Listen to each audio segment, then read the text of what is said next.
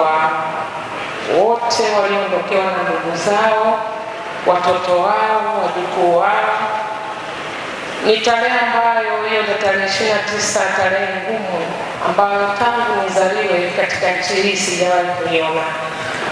Sijawahi kusikia milio ya mitutu ya kivita chini ya jua kwenye nchi hii. Nililia, nilijaribu kuomba rehema, na ninaomba Waislamu kwa Wakristo tuendelee kuomba rehema mbele za Mungu, kwa sababu kawaida ya damu huwa inadai haki. Kwa naomba tuendelee kuomba. Zaidi ya yote tufarijike kwamba tunabaki pamoja na hayo yametukuta, bado nchi inabaki kwa nchi yetu. Ninakusihi sana wewe uliyepo mahali hapa na viongozi wote, hebu tuendelee kuomba.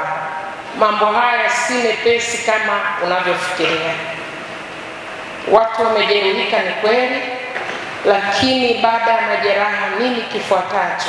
Tunahitaji kulia sana mbele za Mungu, ili Mungu asamehe nchi yetu, asamehe ardhi iliyopokea damu za watoto wetu, aitakase nchi, atuhurumie sisi sote.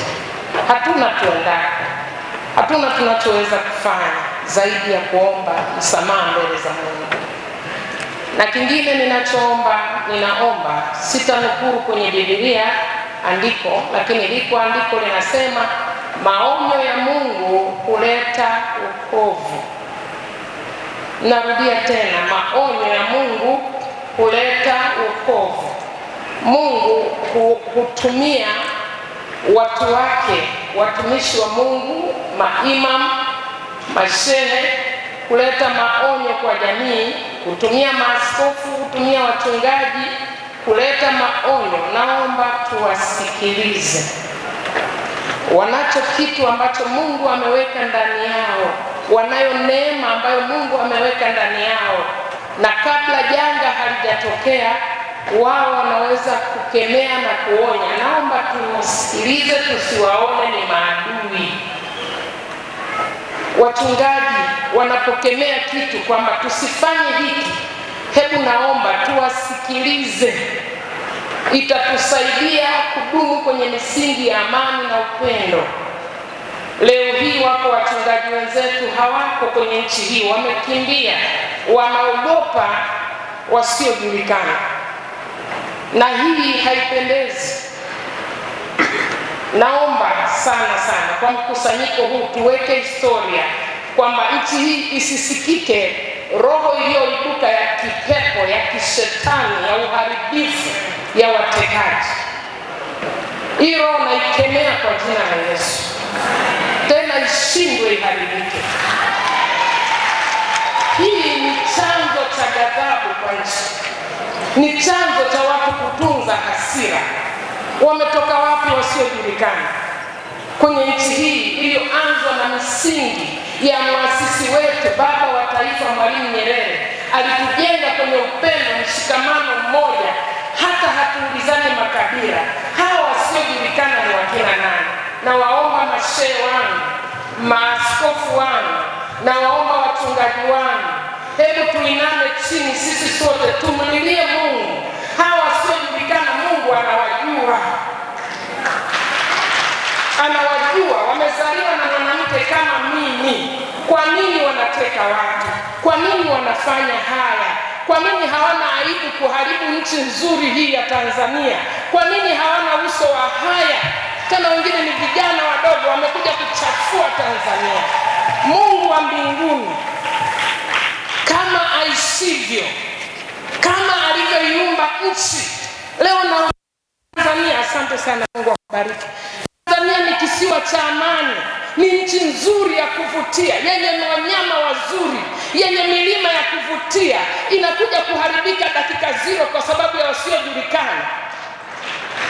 Hebu akina mama tufunge vibwebo, tumlilie Mungu, tuone wametokea nyumba gani, wametokea familia gani, wametokea kona gani. Kwa nini waharibu uso wa nchi ya Tanzania? Hawa ndio walioleta ghadhabu kwenye nchi hii. Hatutanyamaza kama wanawake, tutalia leo hapa. Mungu ajili yao. Haiwezekani, hatukuzoea haya, hayakuwepo kwenye nchi yetu. Tulitembea kwa amani. Wao ni wakina nani?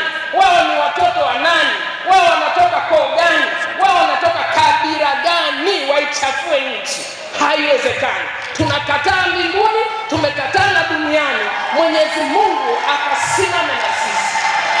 Ni wachafuzi, wamesababisha ghadhabu kwenye mioyo ya watu, kuteka watu pasipo sababu. Kwa nini?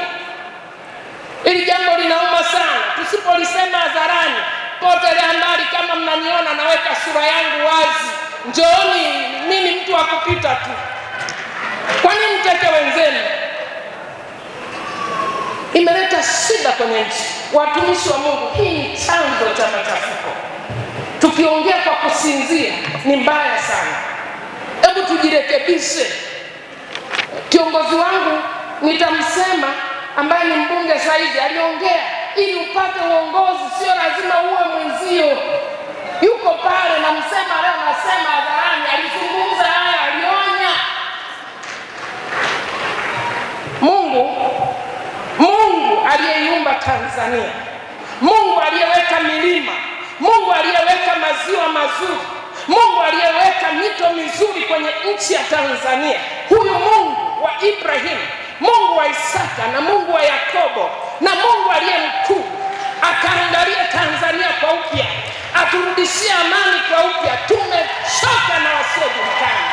Asante sana. Sina wa Mtume Paulo kwa Wathesalonike sura ya 5 aya ya 17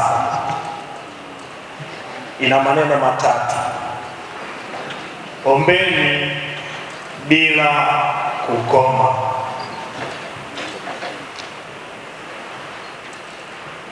Tuliombee taifa letu,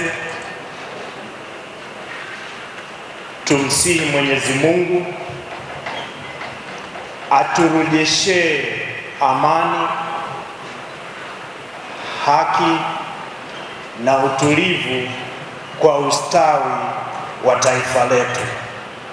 Asante sana. Tumsifu Yesu Kristo. Hata kama mambo yoyote yanaweza kaja katikati yetu, sisi ni wanadamu. Glasi zinaweza zikagongana, vitu vinaweza vikatokea, lakini hatuwezi tukakaa kule nje tukanyamaza kimya tukasema hivi vitu vinapasuka vinagongana tuviache. Kama Watanzania bado tuko taifa moja, na leo tunakwenda kumwita Mungu pamoja.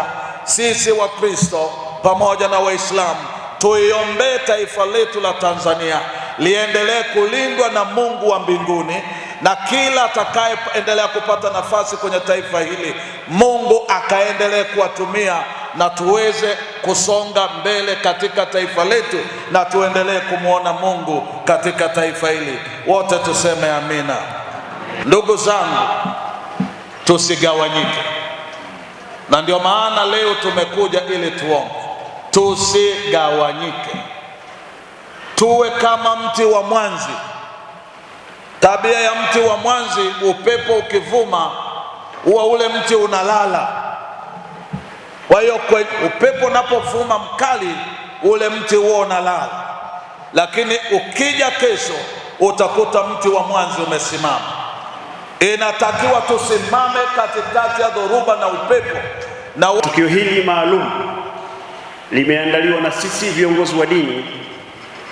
Sio tu limeandaliwa kwa sababu ya yale yaliyotokea tarehe 29 na siku zilizofuatia, lakini ndio ada na utamaduni wetu na wajibu wetu kwa jamii ya Kitanzania, na kwa upekee kwa jamii yetu ya watu wa Mbeya, kufanya vitu kama hivi kwa ajili ya kujielekeza kwa Mwenyezi Mungu, kumuomba na kutaka msaada wake mkubwa.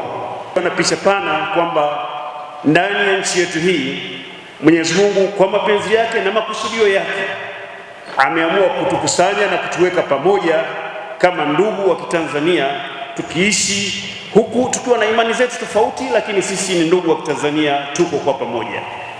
Kwa hivyo tunafanya mambo yetu haya kwa pamoja. Kwa unyenyekevu mkubwa nimesimama mbele yenu kushiriki katika tukio hili kubwa la kongamano la pamoja kuliombea taifa letu la Tanzania. Lengo letu kuu ni kuliombea taifa letu la Tanzania.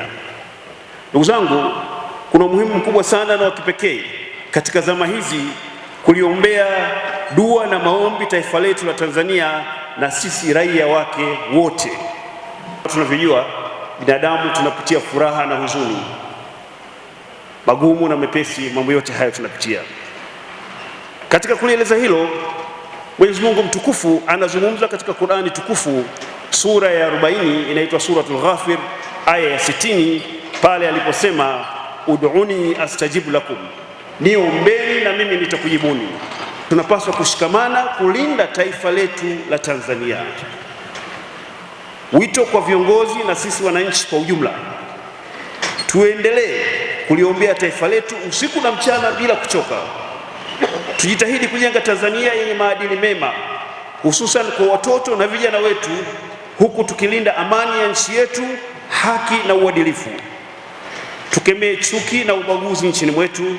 Tuendelee kushirikiana kama ndugu wa taifa moja licha ya tofauti zetu za kiimani na tofauti nyinginezo. Ilitokeza tarehe 29 na hakuna aliyetegemea wala aliyepanga kwamba ingetokea yale, lakini tunachosema, maadamu viongozi wa dini mpo na wananchi, tutaendelea kuwaombea wenzetu ambao walipoteza maisha katika madhila yale, na Mwenyezi Mungu azilaze roho zao mahali pema peponi nyingi, lakini tuendelee kumtegemea Mungu, kwa sababu naamini tukimtegemea Mungu hakuna jambo linaloshindikana.